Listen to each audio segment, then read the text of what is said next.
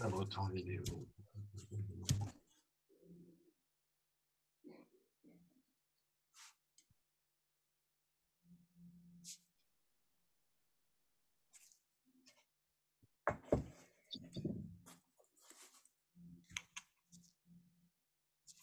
Alors bonjour à tous ceux et à toutes celles, et à tous ceux qui nous rejoignent et qui n'auraient pas assisté aux présentations précédentes. Nous avons maintenant, le plaisir d'accueillir Frédérique Oswirth, qui est coach de dirigeant et cofondatrice de Boost, pour un webinaire sur le thème du hacking. Alors pas du hacking informatique, mais du hacking de votre cerveau. Et je vous promets, ça marche. Je suis témoin. Quelques rappels avant de commencer ce webinaire. Les micros et les caméras restent coupés, comme sur les webinaires précédents. Et il vous est recommandé d'utiliser le module questions et réponses pour poser vos questions. Le module discussion est uniquement réservé aux éventuels chats et aux éventuelles discussions entre les modérateurs et vous. Mais les questions, il est plus utile de les poser dans le module questions-réponses que vous avez devant vous. Et en likant les questions qui ont été posées, plus vous les likez, plus elles remontent et plus elles ont de chances d'être posées à la fin, puisqu'il y a un moment de questions-réponses qui sera réservé pour vos questions à la fin. Donc Frédéric, je me permets de te laisser la parole et je vous souhaite donc un bon webinaire. J'arrête le partage d'écran.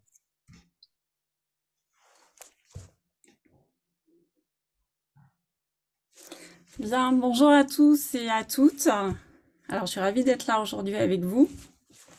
Jean-Xavier, je ne sais pas si j'ai la main pour partager mon écran. Oui, tu l'as. Ouais. Voilà.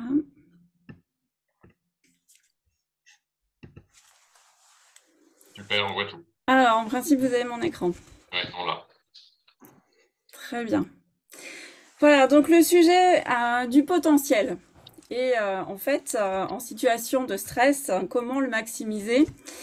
Jean-Xavier a parlé de hacking de cerveau et d'émotions. Donc justement, alors ce sujet, bien, il m'a particulièrement hanté pendant une grande part de ma vie professionnelle.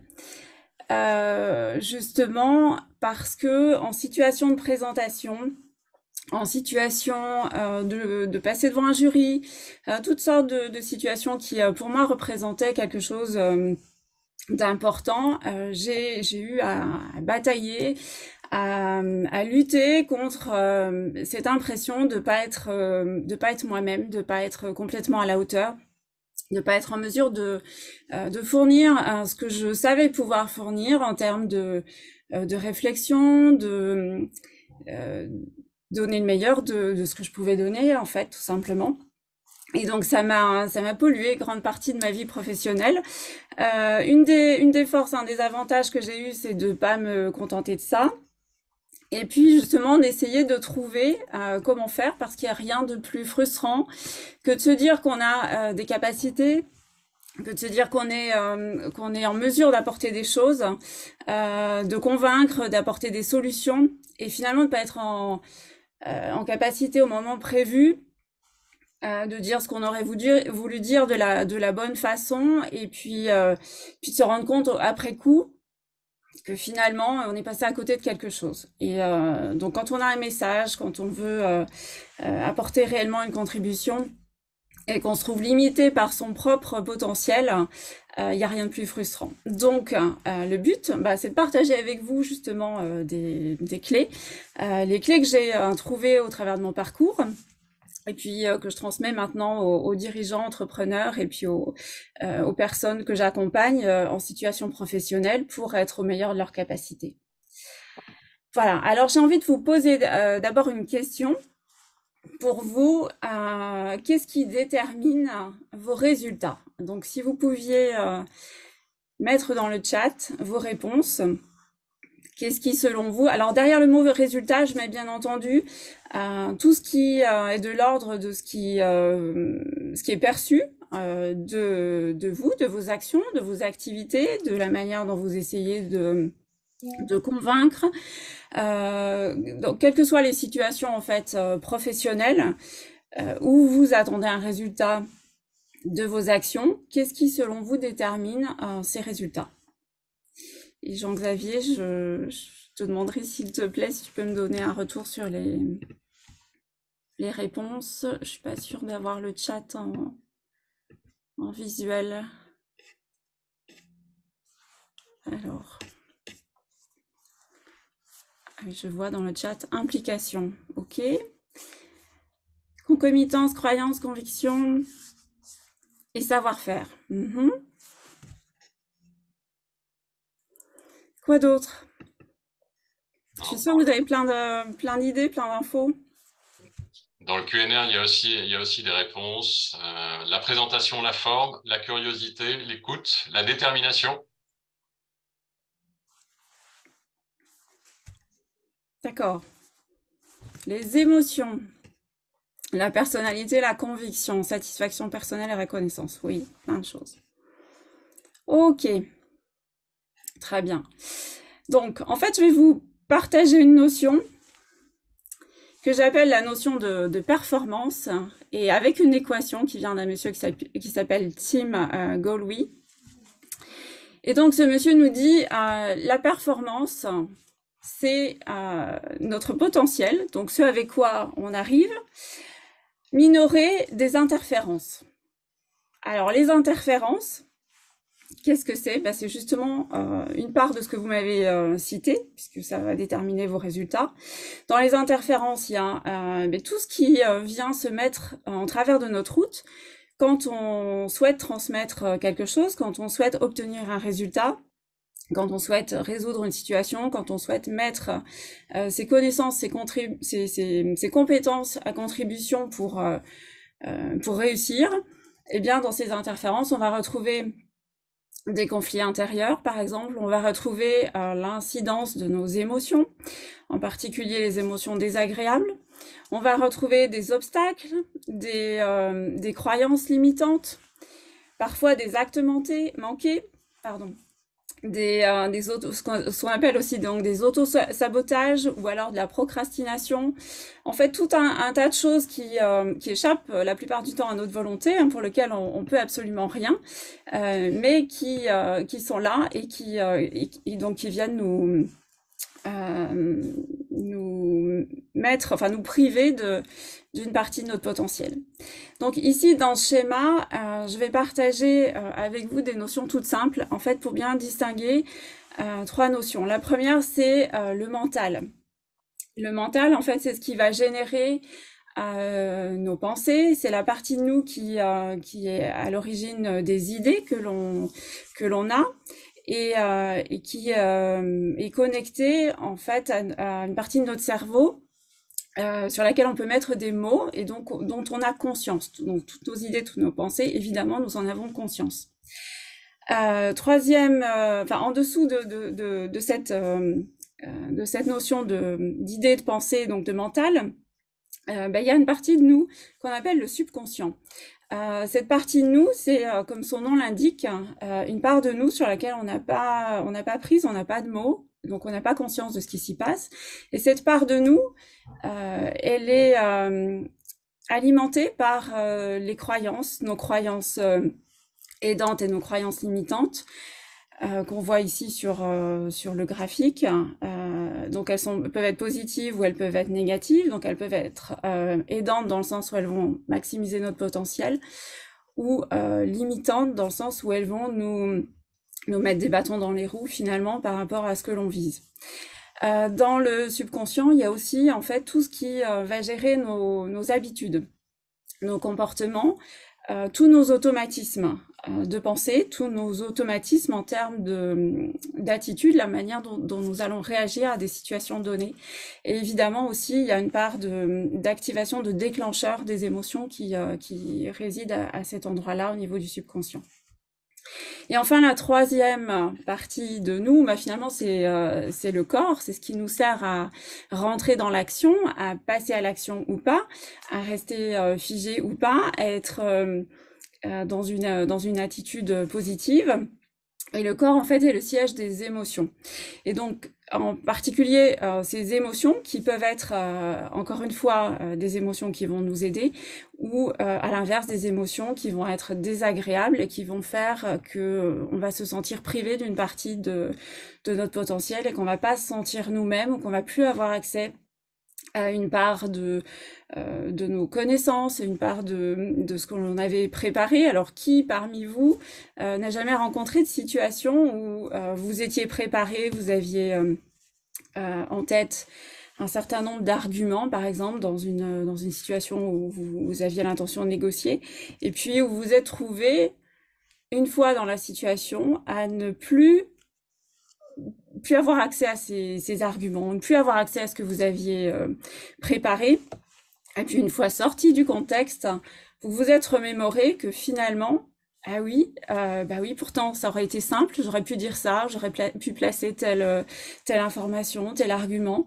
Et donc ce qui se passe dans un cas comme ça, ben, c'est qu'en sous-marin, il y a donc cette partie de nous qui est liée à nos émotions et à notre subconscient qui vient se mêler de ce qui se passe et qui vient nous empêcher, qui vient faire en sorte que notre cerveau se trouve comme embrumé et privé d'une partie de ce qui était pourtant prévu et simple. Donc voilà ce qui se passe et voilà où sont les responsabilités par rapport à l'accès à notre potentiel. Alors j'ai une fenêtre qui vient de se positionner sur mon écran. Voilà, un instant. Donc la question c'est évidemment comment donner le meilleur de soi et en particulier dans une situation à fort enjeu. Alors pourquoi la situation à fort enjeu? L'enjeu fort, qu'est-ce que ça va changer? Alors vous avez certainement vos idées là-dessus. Et pour moi, la première des choses que je vais vous demander, c'est, selon vous, enfin pour vous, dans votre contexte professionnel à vous, qu'est-ce qu'une situation à fort enjeu? Parce que ça peut varier d'une personne à l'autre. Est-ce que vous pouvez mettre dans le chat un exemple pour vous de situation à fort enjeu?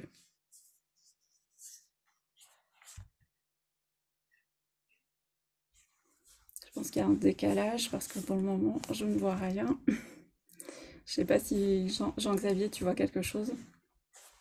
Non, pour l'instant, il n'y a pas de retour. Ok. Alors, je laisse encore quelques secondes. La chance de... Voilà, toute situation, il faut convaincre immédiatement. Conséquences négatives en cas d'échec, oui, c'est ça. C'est quand on anticipe que derrière ce qui va se passer, potentiellement, ça va avoir des conséquences importantes. Ça conditionne l'avenir, oui. Prise de décision sur des investissements lourds, ok. Situation à fort enjeu, négociation contractuelle ou gestion de l'échec. D'accord. Situation qui a un impact, un entretien d'embauche, et oui, l'exemple parfait. Attention, les réponses. Ah, dans le QNR, ok. Alors ça, je ne l'ai pas sous les yeux. Oui, alors, c'est en général toutes les situations en fort enjeu qui arrivent dans le QNR, mais je me permets de rappeler aux auditeurs et aux spectateurs que le module QNR, c'est juste pour poser des questions, les réponses. Merci de les envoyer dans le chat, s'il vous plaît. Merci beaucoup. Ok. Alors, comme situation à fort enjeu, il y a les entretiens d'embauche. Ça parle beaucoup du recrutement, hein, de l'entretien d'embauche, de convaincre quelqu'un en face de soi qu'on est le meilleur. Tout ce qui implique un risque, on parle encore d'entretien d'embauche. Le recrutement fait une grosse partie du recrutement. Oui. Le management d'équipe. Oui, mais vouloir le poste à tout prix. Oui, effectivement, quand on est accroché à un résultat, que le résultat est quelque chose qui a une importance très forte pour nous, évidemment, on est sur un enjeu. Ok, donc je vois que ça continue, bah, il y en a plein, effectivement. Oui. Alors, je vais continuer. Donc, une situation à fort enjeu, quelle différence ça va faire? Eh bien, c'est au niveau de ce qui va se passer au niveau de votre système nerveux et de votre cerveau. Quand l'enjeu est fort, ce qui se produit en général, ben, ce sont des réactions, des mécanismes de stress. Donc le système nerveux va être activé comme si vous étiez en présence d'un danger. Alors, pour ramener ça à quelque chose de très simple, en fait, notre cerveau et nos systèmes nerveux sont câblés, entre guillemets, depuis l'origine de l'humanité pour assurer notre survie. Et donc, à l'époque des cavernes, à l'époque des hommes préhistoriques, quand bah, les enjeux de survie, ça pouvait être simplement faire face à une bête féroce et être en mesure de sauver sa peau. Et donc c'est ce qui a permis donc à l'humain de traverser les âges, c'est d'avoir ce système d'alerte, d'avoir un cerveau qui permet d'identifier les dangers et qui permet de mettre en route toute la physiologie pour préparer le corps à l'action, pour préparer le corps à la fuite ou à l'agression, ou faire en sorte de réagir à cette menace qui est un péril, enfin qui était au départ un péril vital. Ce qui se passe là maintenant dans nos sociétés modernes, quand on perçoit qu'on a un enjeu fort, même si notre vie n'est pas en jeu, évidemment, si on n'a pas tel poste ou si on n'a pas tel résultat à une négociation, on ne va pas immédiatement craindre pour notre vie, mais en fait c'est la même chose qui se passe. Donc notre système nerveux, notre cerveau, la partie de notre cerveau qui est responsable de la détection de ce danger va activer les mêmes mécanismes. Et donc c'est une forme de défense, donc c'est un stress qui se produit. Sauf que ce stress, il a vocation normalement à être très bref et il a vocation à nous permettre d'échapper à ce danger, comme l'homme des cavernes par rapport à la bête sauvage, la bête féroce qui était là potentiellement, qui risquait de l'attaquer. Si on considère que dans notre civilisation moderne, avec les défis auxquels on est à présent confronté, mais on n'est pas dans cette situation où enfin déjà il y a pas ce danger, mais pourtant le stress est là, et ce stress, bah, le risque, hein, c'est qu'il vienne, et c'est pas que un risque, c'est qu'il vient carrément amputer nos réactions, notre potentiel. Pourquoi? Parce que simplement en fait ça active dans notre cerveau une zone bien précise qu'on appelle l'amygdale, qui est comme un signal d'alarme. Donc c'est comme si vous allumiez là, en fait le gyrophare à l'intérieur de votre cerveau là quand il y a une alarme incendie, et puis tout se met en route pour parer à cette alerte. Et là, votre système nerveux il rentre en mode survie. Et quand ça se produit, vous êtes en partie déconnecté de votre cerveau, enfin du reste de votre cerveau, donc en particulier de votre néocortex, donc qui se trouve sur l'avant là au niveau du front. Et le néocortex, bah, c'est cette partie de vous en fait qui va gérer toutes vos connaissances, toute votre capacité d'analyse, toute votre capacité à trouver des solutions, à prendre les choses avec distance, à raisonner, à mettre en œuvre en fait tout ce que vous avez acquis au fil des années, et à faire de vous la personne qui dispose de son plein potentiel. Donc quand on est avec ce système, ce signal d'alarme sous l'influence de l'amygdale qui a perçu un danger, quand on est dans cette zone d'alerte rouge, l'accès au néocortex il est en partie déconnecté, donc on est en situation de potentiel amoindri. Normalement, ça a vocation à être très court, ça, mais le risque, c'est qu'on soit en permanence activé, que notre système nerveux et notre cerveau soient en permanence activé en mode survie quand on entretient des préoccupations, des pensées en lien avec la pression. Donc si on se met la pression sur un objectif, par exemple réussir à tout prix un entretien, par exemple réussir à tout prix à décrocher le job qu'on vise à l'endroit que l'on vise, ou par exemple réussir à tout prix à, je sais pas, à négocier des conditions bien particulières, plus on va avoir cette pression, plus on va se sentir comme ce personnage-là, coincé entre deux parois qui vont se resserrer, et donc plus on est sous l'activation du mode survie au niveau du système nerveux. Et donc on se rend bien compte, comme je l'ai dit, on se déconnecte d'une partie de nos potentialités, et c'est là que, avec le cumul de ce que j'ai présenté avant, les croyances limitantes, les autosabotages, en fait tous les mécanismes qui échappent à notre conscience, c'est là qu'on se rend compte en fait qu'il y a un énorme potentiel qu'on peut libérer, qui pourtant est là, parce que le potentiel lui est toujours là, mais l'accès à ce potentiel devient de plus en plus compliqué. Alors évidemment, il y a dans ces activations, il y a toutes les choses qui sont en lien avec l'environnement dans lequel on se trouve, le monde volatile, incertain, complexe, ambigu, toutes les crises qui se succèdent, en fait toutes les informations que notre cerveau a à gérer, en fait tout ce qui va donner cette impression de menace, de danger, qui est plus ou moins réelle, mais en fait qui est pourtant là et qui est perçu comme une menace. Et évidemment, donc on se trouve dans une situation, la pression monte, le stress devient en général quelque chose de palpable, on le vit, on l'a avec soi. C'est pas qu'un stress ponctuel dont on sort très facilement, comme si on avait peur dans la rue avec, par exemple, les aboiements d'un chien ou quelque chose qui nous amène une menace brève qui disparaît aussitôt. Là, on est la plupart du temps, plus on a de l'enjeu dans notre vie, plus on y pense, et plus on va ressentir cette pression, et puis on a donc ce risque de se trouver privé d'une partie de nos capacités, alors qu'encore une fois, je le souligne bien, vos capacités, elles sont là, elles sont toujours là.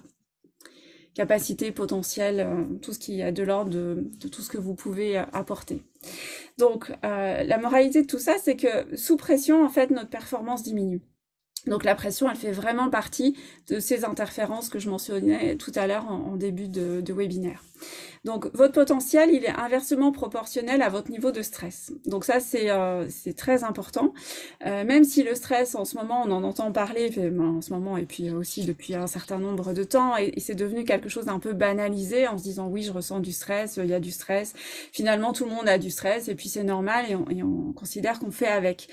D'une certaine façon, oui, il faut bien faire avec, c'est normal, mais plus on va prendre conscience que notre niveau de stress est particulièrement important, et que si on arrive à s'en dégager, on va voir comment très bientôt, si on arrive à s'en dégager, ce qui s'ouvre derrière comme possibilité et non négligeable, mais c'est vraiment, ça vaut vraiment la peine d'aller regarder ce qu'il y a derrière et comment on peut faire. Et puis surtout de ne pas s'habituer à être en permanence sous stress, parce qu'il faut savoir aussi que le système nerveux et donc le corps, en fait, toute notre physiologie change selon qu'on est sous stress ou selon qu'on est dans un état de détente, de sérénité. En fait, ça va jouer sur tout le système d'informations, en fait tous les neurotransmetteurs, tout ce dans quoi notre corps baigne, nos cellules en fait sont baignées d'un tas de composés chimiques qui vont être différents selon qu'on est sous stress ou selon qu'on est dans un état de calme et de sérénité. Et donc évidemment, le point où je voulais en venir, c'est que plus on baigne dans ces neurotransmetteurs et dans cette biochimie du stress, plus le corps s'y est habitué et plus il a tendance à y retourner. Donc c'est aussi intéressant de comprendre ça. À un certain moment, ça devient comme une normalité. Et donc on se rend plus compte qu'on est dans cet état-là parce que le corps nous y amène quasi automatiquement. Donc je vais poursuivre et puis on va voir comment on peut faire, qu'est-ce qui peut être intéressant. Voilà, donc tant que, en synthèse, je reviens sur ce que je disais tout à l'heure, donc tant que votre objectif vous amènera de la pression, vous n'aurez pas accès à votre plein potentiel de réussite. Donc ça, c'est un élément très important que les coachs connaissent bien et aussi qu'on utilise dans le domaine sportif.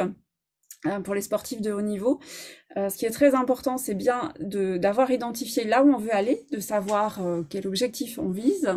Mais à partir du moment où on a bien défini l'objectif, que ce soit intégrer une entreprise en particulier, que ce soit réussir une négociation, que ce soit n'importe quel type d'objectif professionnel finalement, à partir du moment où on l'a bien défini, où on est précis sur ce que l'on souhaite, ce qui est important, c'est de lâcher l'objectif, de ne pas mettre une pression excessive dessus, parce que plus on va mettre la pression, voilà, je ne vais pas refaire ce que j'ai dit en avant, mais plus on fait monter le niveau de stress.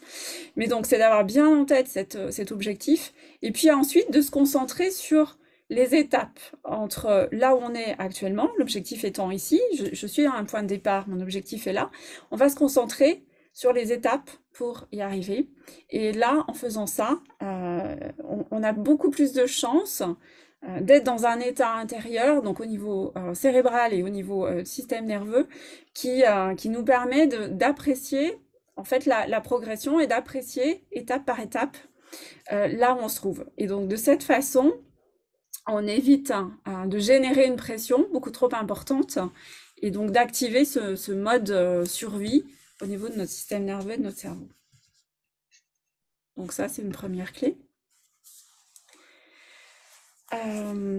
Autre élément, c'est que votre stress, en fait, ne fait pas partie du présent, et votre stress, c'est pas vous. En fait, ça n'est pas le reflet de qui vous êtes à l'instant présent. Votre stress, c'est un reflet de votre passé. Alors, pourquoi je dis ça? C'est simplement parce que chaque émotion désagréable que l'on vit dans le présent, quand on est sous stress, c'est que, comme je disais, on reçoit en fait l'activation du mode survie, c'est on ressent une menace, il y a une forme de peur derrière. Donc on est dans une émotion ou des émotions désagréables. Et donc chaque émotion désagréable que l'on va vivre, qu'on va ressentir dans le présent, en fait c'est la manifestation d'un traumatisme du passé, quelque chose qui est resté inscrit dans notre mémoire, dans la mémoire de notre système nerveux.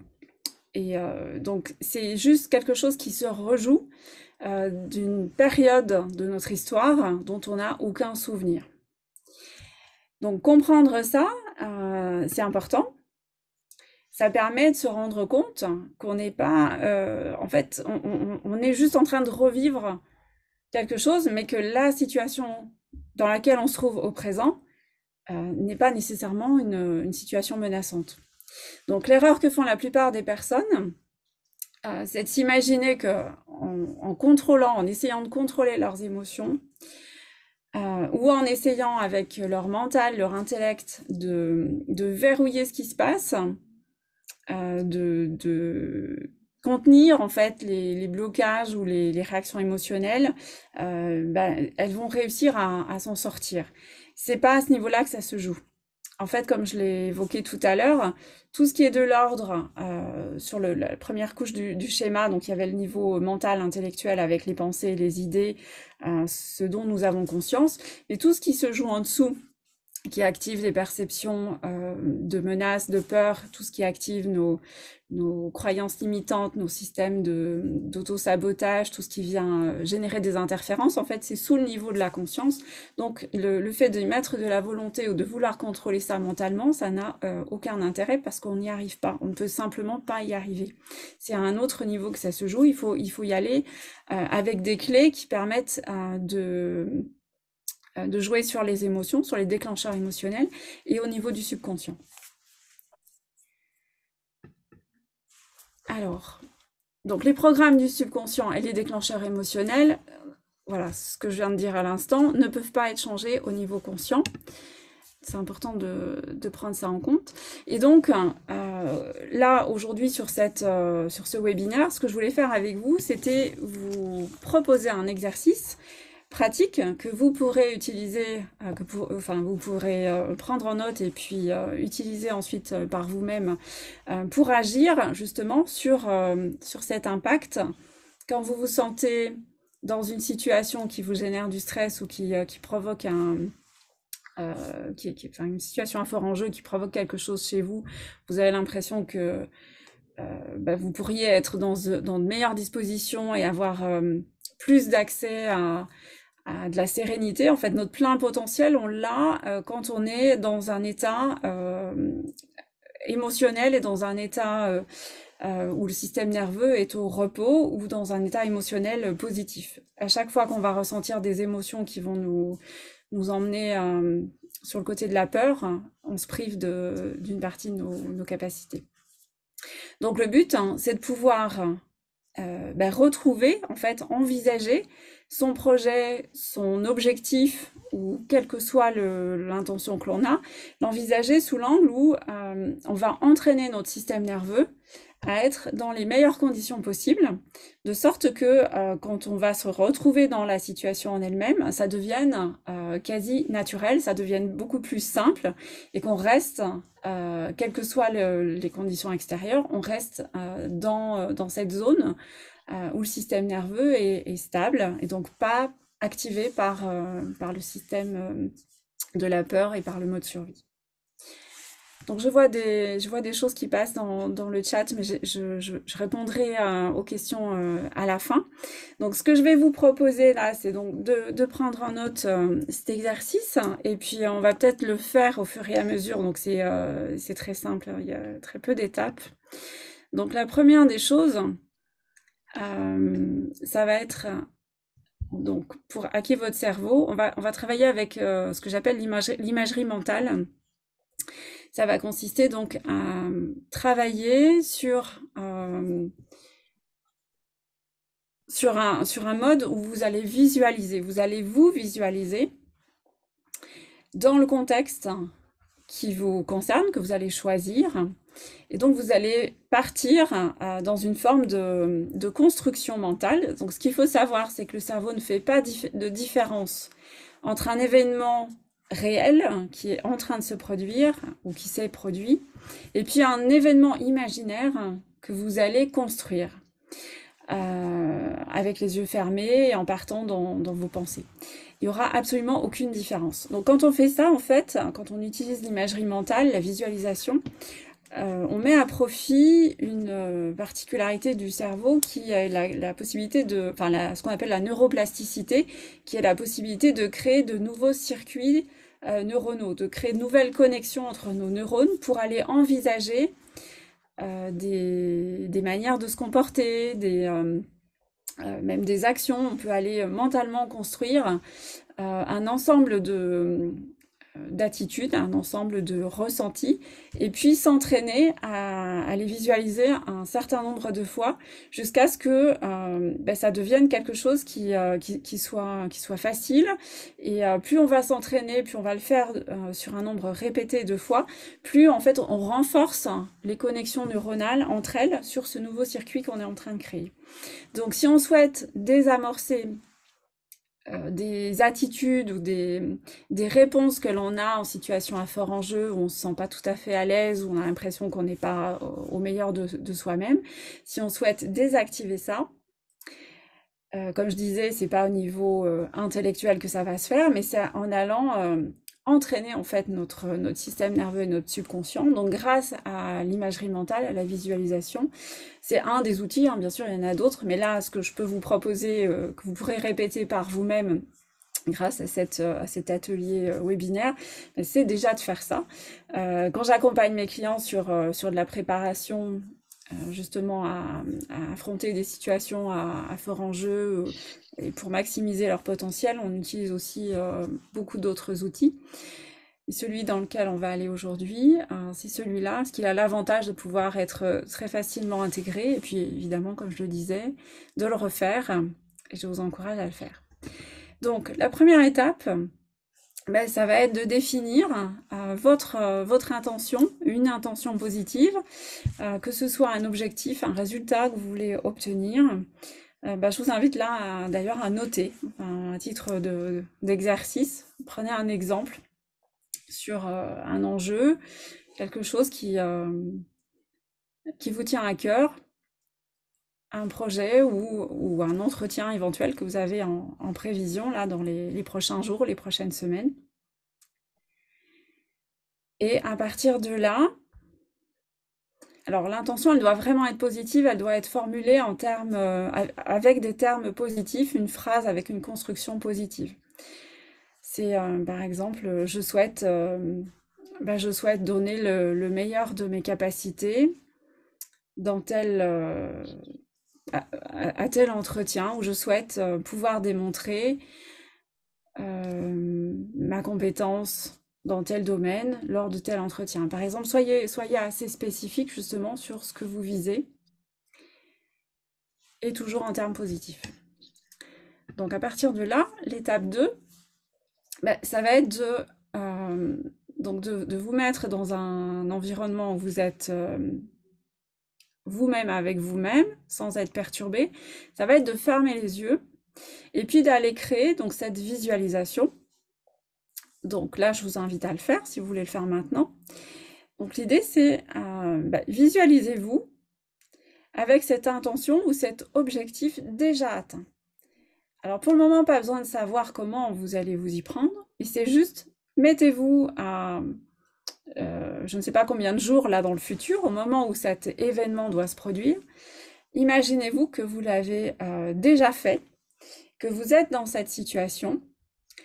Votre intention est réalisée, votre objectif est atteint, vous avez pu démontrer ce que vous souhaitiez démontrer, vous avez pu faire part de vos compétences, vous avez pu négocier ce que vous vouliez négocier. Imaginez la scène déjà réalisée avec un maximum de détails en fait, un maximum d'informations. Le but d'une visualisation, c'est d'avoir de la précision, se dire déjà dans cet événement comment je suis, et puis qu'est-ce qu'il y a dans cette scène, comment je suis donc déjà intérieur, moi à l'intérieur de moi, dans quel type d'émotion je suis, et puis aussi de regarder pour arriver là. Comment ça s'est passé? Qu'est-ce que j'ai mobilisé? Qu'est-ce que j'ai traversé? Là, vous avez la capacité, en imagination, tout est possible avec votre cerveau. En fait, quand votre cerveau imagine quelque chose, il y a l'infini des possibles qui s'ouvrent à vous. Donc, vous pouvez créer dans la scène, jusqu'à l'aboutissement de ce que vous souhaitiez, vous pouvez créer tous les détails. Vous pouvez y mettre tout ce que vous avez envie d'y voir. Vous pouvez vous visualiser, vous, en train de parler, en train de faire des actions particulières. Vous pouvez visualiser votre posture. Vous pouvez définir de quelle façon vous avez envie de vous sentir dans cette scène. Vous pouvez visualiser les échanges que vous avez, le ton de votre voix.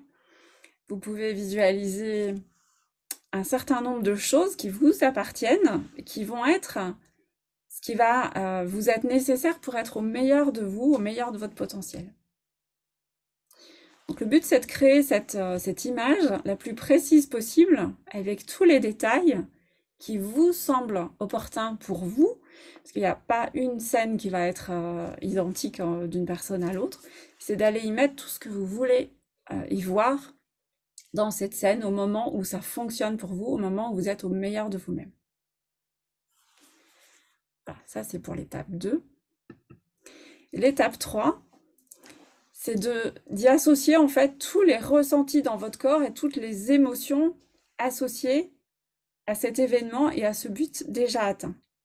En fait, quand vous créez cette imagerie, vous êtes dans une construction d'un film idéal, et c'est le film que votre cerveau va utiliser lorsque vous serez réellement dans le contexte, quand vous serez en situation face à ces personnes qui vont être les personnes que vous allez devoir convaincre, par exemple. Mais plus vous aurez répété ça, plus votre cerveau va aller chercher ce qu'il a déjà vécu dans votre imaginaire. Parce que je disais tout à l'heure, en fait, il n'y a pas de différence entre une situation réellement vécue pour le cerveau et une situation que vous aurez construite en imagerie mentale.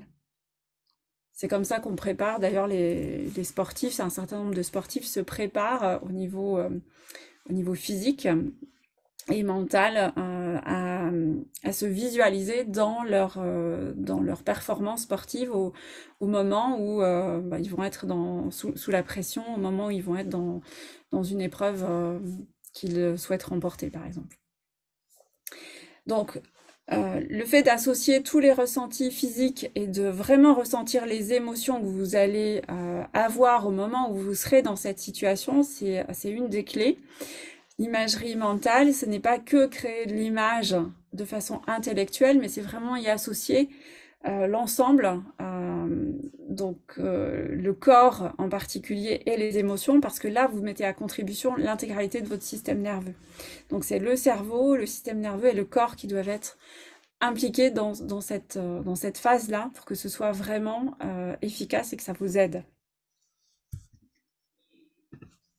Et donc la quatrième étape, ça va être de refaire cet exercice.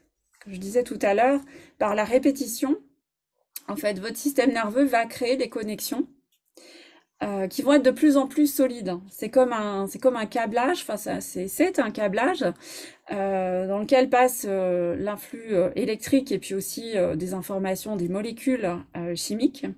Et plus ce réseau de neurones va être emprunté, donc va être connecté de nombreuses fois, plus il va être fort et solide, et plus votre cerveau et votre système nerveux va l'emprunter de façon évidente. Ça devient comme une autoroute, on parle d'autoroute neuronale. Donc pour faire en sorte que vous soyez préparé, que vous soyez au meilleur de votre potentiel, plus vous pouvez en amont de l'événement à fort enjeu que vous souhaitez préparé, pour lequel vous souhaitez être en l'optimum de votre forme, et bien plus vous pouvez répéter cet exercice un nombre de fois suffisant, de sorte à faire que cette autoroute neuronale, ces connexions, cette rapidité, ce circuit soit bien établi chez vous. Et donc ça va créer pour votre cerveau, au moment où vous serez réellement dans la situation donnée, ça va créer pour votre cerveau une voie, un chemin qui est déjà tout tracé, et pas un chemin qui est axé sur la peur, sur les doutes, sur l'activation du mode survie. Parce que plus vous aurez répété, pratiqué cet entraînement, plus vous donnez de chance à votre système nerveux de rester stable, parce que la situation que vous avez imaginée, même si le contexte, vous allez peut-être me dire, oui, mais on ne sait pas avec qui on sera, on ne sait pas à quel endroit ce sera, etc. Peu importe, même si vous ne connaissez pas le lieu, ce qui est important, c'est de vous visualiser, vous, dans une situation donnée, indépendamment de ce qui peut arriver à l'extérieur. Ce qui compte, c'est de vous construire votre état intérieur, votre stabilité personnelle. Et plus vous aurez construit ça, plus vous aurez fait cette boucle, ben plus vous serez en capacité de l'utiliser, d'être à l'aise le jour J. Donc voilà, alors je partage avec vous, pour ceux qui ont envie d'aller plus loin, la semaine prochaine, j'organise un webinaire qui donnera d'autres infos aussi sur comment hacker son cerveau, qui est à destination des dirigeants et entrepreneurs, mais je pense que ça peut être intéressant pour vous parce que les astuces que je vais y partager seront aussi du même ordre que celle que j'ai donnée aujourd'hui. Donc sur le QR code, vous avez la page directe pour vous inscrire à ce webinaire qui est gratuit. Voilà, et puis à partir de là, je pense que je vais répondre aux questions si vous avez des questions. Alors, il y a en effet pas mal de questions. Alors juste Frédéric, si on peut revenir sur sur la répétition de la situation en fait. Une question qui était en lien exactement avec ça et qui était sur le fait de prendre. Est-ce que répéter de multiples fois, se mettre dans cette situation de réussite, etc., ne mettait pas trop en confiance et risquait justement d'apporter un échec si une des situations ne dérivait pas comme on l'avait prévu ou si la scène qu'on a répétée n'est pas exactement la même que celle dans laquelle on est en réalité. Est-ce qu'on risque pas d'être déstabilisé? Ok, je comprends la question. Alors, ce qui est important de savoir, c'est justement ce que je disais tout à l'heure, le contexte, en fait, tout ce qui ne dépend pas de vous. tout ce qui va être de l'ordre des réactions des personnes, ce qui va être de l'ordre du lieu éventuellement dans lequel vous êtes, parce qu'on peut on peut être perturbé par un lieu, par un endroit. Donc tout ce qui ne vous, enfin tout ce qui n'est pas vous, en tout cas, qui vous échappe, par cet exercice de préparation mentale, vous n'allez pas, comment dire, vous n'allez pas être dépendant de ça. C'est-à-dire que l'exercice, il vise à vous préparer, vous, à être bien, vous avec vous-même, à être intérieurement au meilleur de vos capacités, connecté à vos ressentis émotionnels positifs, connecté à une posture dans votre corps, à faire en sorte que vous soyez dans un état où votre système nerveux se sent en sécurité. Et ça, donc le but, c'est pas de répéter nécessairement un enchaînement d'événements, parce que ce que les autres vont vous dire, vous ne pouvez pas le savoir à l'avance, mais c'est visualiser comment vous pouvez être vous-même intérieurement dans la sérénité, ou comment est-ce que vous pouvez accéder, vous pouvez répéter par exemple des connaissances que vous voulez mettre en avant, vous pouvez répéter des choses avec lesquelles vous avez envie d'être particulièrement à l'aise, mais parce que vous aurez répété ça, enfin, comment dire, je suis pas très claire, mais vous n'allez pas répéter un scénario qui implique des choix des autres personnes, ou et si les autres personnes se comportent différemment, bah, d'un seul coup vous allez perdre vos moyens. C'est pas ça. En fait, le but c'est d'imprégner votre mental, votre système nerveux, de comment vous avez envie d'être, mais quel que soit ce qui se passe en dehors de vous. Et là, vous aurez accès à vos capacités. Vous aurez accès, en étant câblé sur un état de sérénité, à réagir justement, à être beaucoup plus vif, à avoir une meilleure clarté mentale pour pouvoir choisir les bons arguments, pour pouvoir vous adapter, vous ajuster. Cet exercice-là, il va vous permettre de rester dans la maîtrise, la fluidité, la précision. Alors que si vous êtes sous l'activation de la peur, du mode survie, la précision, la capacité, la finesse, l'analyse, vous l'avez plus. Donc, peu importe ce que les autres vont vous dire, si vous êtes capable de rester, de vous entraîner à être vous-même et à vous sentir bien, avoir la bonne posture, vous visualiser dans cet état-là, là, vous serez connecté en permanence à cette finesse d'ajustement. Et même si les autres vous envoient des questions, des choses qui n'étaient pas prévues, justement, vous serez beaucoup mieux armé pour y répondre. Merci beaucoup pour la précision. Alors, il y a une question d'une personne aussi qui comprend l'intérêt de l'exercice, toutefois qui est passé directement de la partie 1 à la partie 3, donc de la partie 1, intention, définition intention et définition de l'intention, à la partie 3, ressenti, sans passer par la visualisation, et du coup, qui demande comment y remédier et s'assurer de ne rien rater de l'exercice. Alors, je suis pas sûre d'avoir compris. C'est-à-dire, c'est une personne qui manifestement est pas passé par l'étape visualisation et dit directement à l'étape ressenti, qui n'a pas joué l'étape visualisation, qui ne joue pas l'étape visualisation, qui a peur de rater cette étape de visualisation et qui veut peut-être, alors peut-être la réponse à apporter, c'est à séquencer cet exercice le mieux possible. Oui, bah en fait justement il y a ces trois étapes clés, c'est définir l'intention, définir ce sur quoi on souhaite travailler, ensuite se visualiser dans cette situation et s'imaginer avec cette situation déjà aboutie, réalisée dans le sens positif, en fait, tel qu'on souhaite que ça se réalise. Et puis, y associer, en fait, tous les ressentis qui vont avec. Donc, il y a ces trois phases-là. Je pense enfin, il y a pas de risque de ne pas visualiser, parce que c'est juste pas possible. On peut pas aller ressentir des choses si on sait pas si on sait pas où on est, si on n'a pas déjà créé la scène.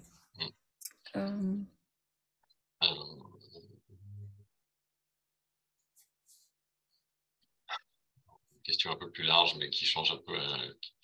Auriez-vous un exercice spécifique pour éviter que les capacités de calcul soient diminuées sous stress? En fait, il y a des questions. Il y a beaucoup de questions sur le stress positif et le stress négatif. Et, la capacité, pour certaines personnes, agir sous stress, même si ça peut apparaître négatif, c'est aussi un moteur important. Oui, c'est un moteur important tant qu'il est ponctuel, c'est-à-dire tant qu'il permet de passer à l'action ou de transformer quelque chose en, en action concrète, enfin en comportement, en attitude concrète. S'il reste, en fait, s'il se transforme en stress chronique, là, il est très problématique parce qu'il va même jusqu'à, par les neurotransmetteurs, en fait, la biochimie qui se fabrique à ce moment-là, on le sait, il y a des études qui montrent qu'en fait, il va attaquer les neurones et puis du coup avoir des effets très négatifs sur le cerveau, nous faire perdre une partie de nos neurones, de nos cellules, d'autres cellules également qui sont affectées. Il y a du cortisol qui se fabrique, etc. Donc c'est vraiment pas bon du tout. Alors en gestion du stress, moi, j'utilise des techniques, en particulier la régulation des émotions.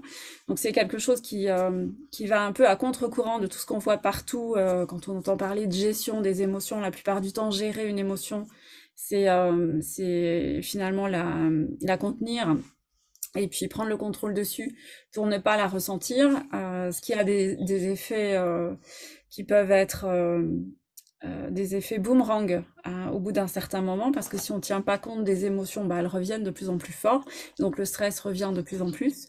Et donc j'utilise une approche particulière qui consiste à réguler les émotions qui sont à l'origine du stress. Donc ça, évidemment, oui, ça existe, mais je peux pas en parler dans un webinaire aussi court. Il y a des outils pour ça et je l'enseigne aussi. Donc si les gens sont intéressés pour avoir des infos, ils peuvent me contacter.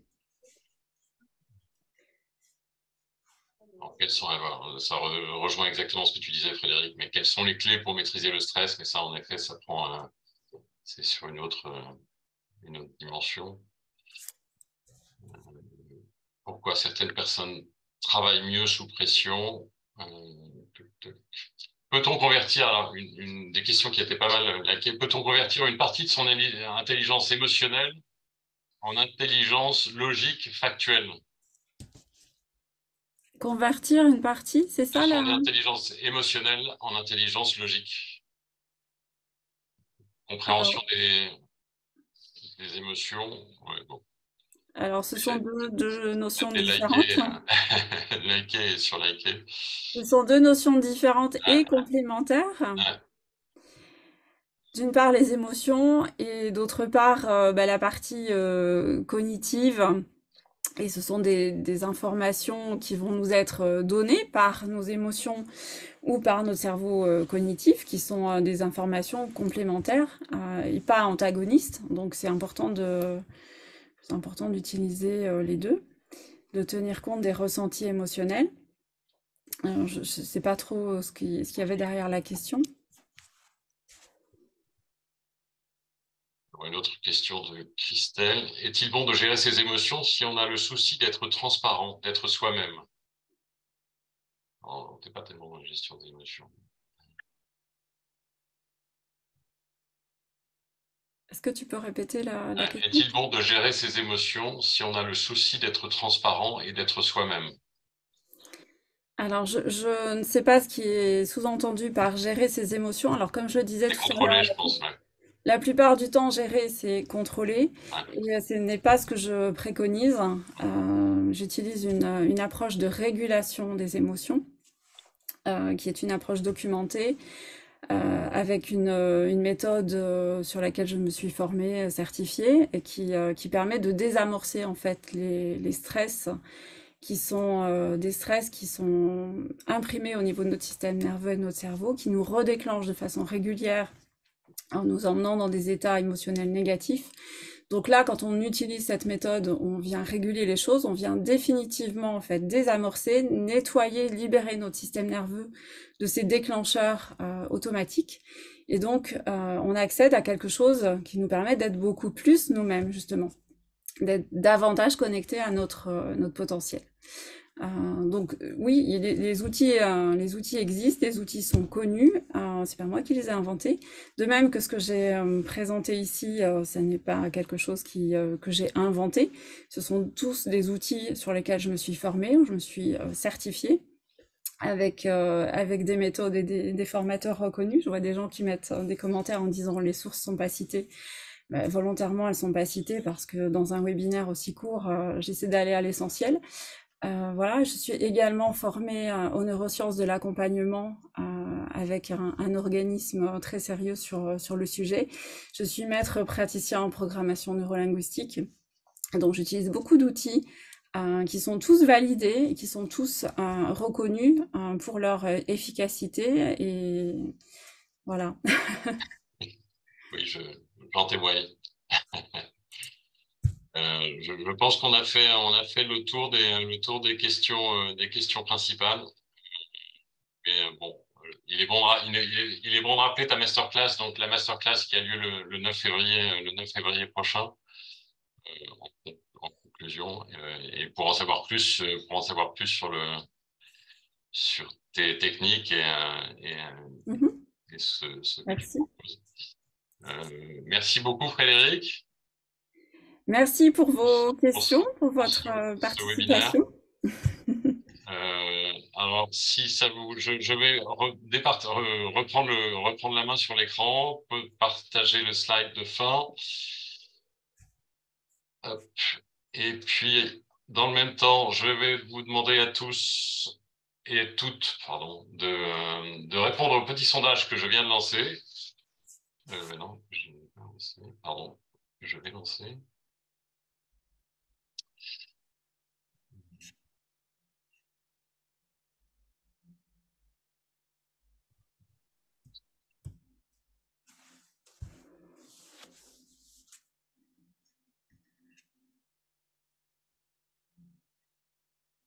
Voilà, pardon.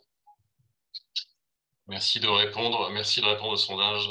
J'ai eu un peu de mal. Et je vais